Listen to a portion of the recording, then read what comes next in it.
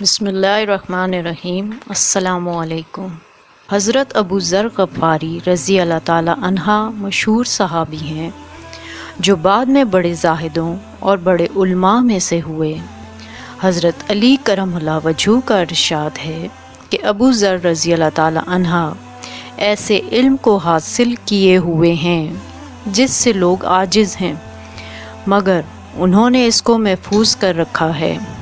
جب ان کو حضور اقدس صلی اللہ علیہ وآلہ وسلم کے نبوت کی پہلی خبر پہنچی تو انہوں نے اپنے بھائی کو حالات کی تحقیق کے واسطے مکہ بھیجا کہ جو شخص یہ دعویٰ کرتا ہے کہ میرے پاس وحی آتی ہے اور آسمان کی خبریں آتی ہیں، ان کے حالات معلوم کریں اور اس کے کلام کو غور سے سنیں۔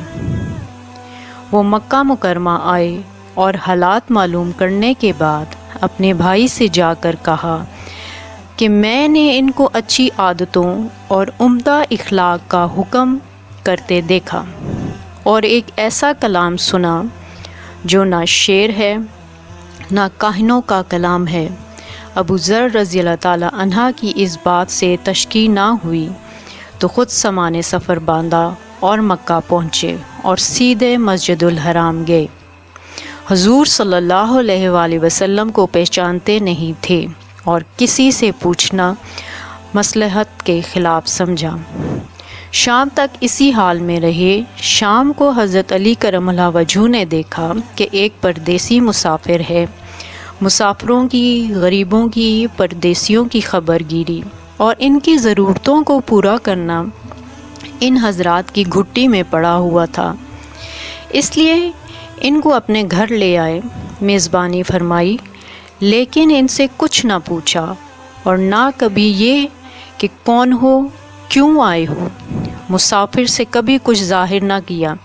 صبح کو پھر مسجد آ گئے اور دن بھر اسی حال میں گزارا کہ نہ خود پتہ چلے اور نہ دریافت کیا کسی سے۔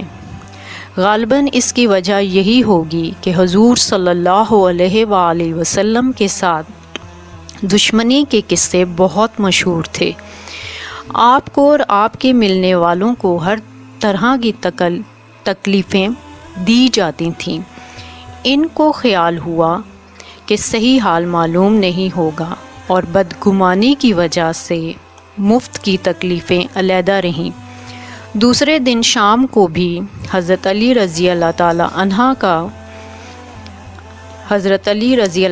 عنہ کو خیال ہوا کہ یہ پردیسی مسافر ہے، بظاہر جس غرض کے لیے آیا ہے وہ پوری نہیں ہوئی، اس لیے پھر اپنے گھر لے گئے اور رات کو کھلایا سلایا، مگر پوچھنے کی اس رات کو بھی نوبت نہ آئی۔ تیسری رات کو پھر یہی صورت ہوئی تو حضرت علی رضی اللہ تعالی عنہ نے دریافت کیا، فرمایا کہ تم کس کام سے آئے ہو، کیا غرض ہے؟ تو حضرت ابو ذر رضی اللہ تعالی عنہ نے پہلے ان کو قسم اور عہد و بیان دیے اس بات کے کہ وہ صحیح بتائیں۔ اس کے بعد وہ اپنی غرض بتلائی۔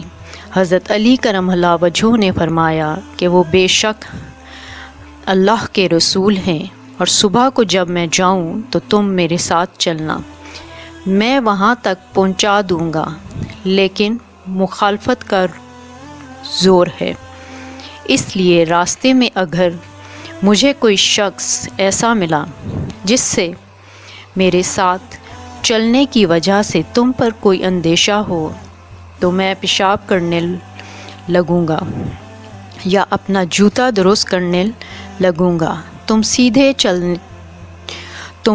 چلے چلنا، میرے ساتھ ٹھہرنا نہیں، جس کی وجہ سے تمہارا میرے ساتھ ہونا معلوم نہ ہو۔ چنانچہ صبح کو حضرت علی کرم اللہ وجہہ کے پیچھے پیچھے حضور صلی اللہ علیہ وآلہ وسلم کی خدمت میں پہنچے۔ وہاں جا کر بات چیت ہوئی، اسی وقت مسلمان ہو گئے۔ حضور اقدس صلی اللہ علیہ وآلہ وسلم نے ان کی تکلیف کے خیال سے فرمایا کہ اپنے اسلام کو ابھی ظاہر نہ کرنا، چپکے سے اپنی قوم میں چلے جاؤ واپس، جب ہمارا غلبہ ہو جائے اس وقت چلے آنا۔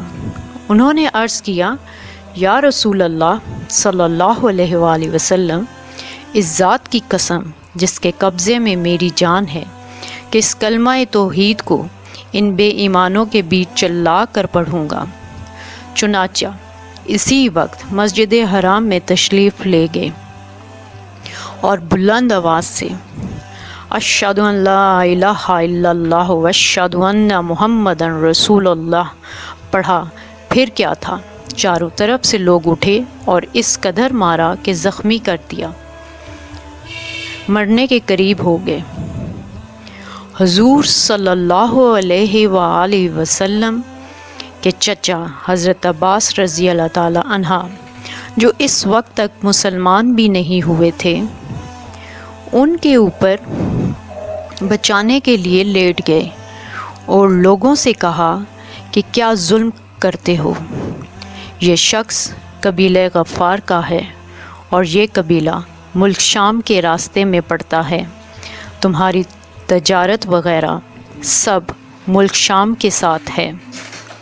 اگر یہ مر گیا تو شام کا آنا جانا بند ہو جائے گا۔ اس پر ان لوگوں کو بھی خیال ہوا کہ ملک شام سے ساری ضرورتیں پوری ہوتی ہیں، وہاں کا راستہ بند ہو جانا مصیبت ہے، اس لیے ان کو چھوڑ دیں۔ دوسرے دن پھر اسی طرح انہوں نے جا کر پھر بآواز بلند کلمہ پڑھا اور لوگ اس کلمے کے سننے کی تاب نہ لا سکتے تھے، اس لیے ان پر ٹوٹ پڑے۔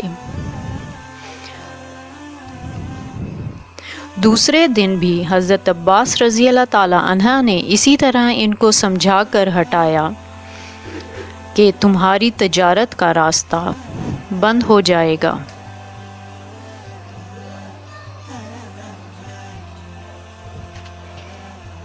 اس واقعے سے ہمیں یہ سبق ملتا ہے کہ حضور صلی اللہ علیہ وآلہ وسلم کے اس ارشاد کے باوجود کہ اپنے اسلام کو چھپاؤ، ان کا یہ فعل حق کے اظہار کا ولولہ اور غلبہ تھا کہ جب یہ دین حق ہے تو کسی کے باپ کا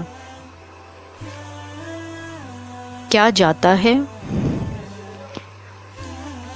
جس سے ڈر کر چھپایا جائے، اور حضور صلی اللہ علیہ وآلہ وسلم کا منع فرمانا شفقت کی وجہ سے تھا کہ ممکن ہے تکالیف کا قتل نہ ہو، ورنہ حضور صلی اللہ علیہ وآلہ وسلم کے حکم کے خلاف صحابہ رضی اللہ تعالیٰ عنہ کی یہ مجال ہی نہیں تھی، چونکہ حضور اقدس صلی اللہ علیہ وآلہ وسلم خود ہی اسلام پھیلانے میں ہر قسم کی تکلیفیں برداشت فرما رہے تھے۔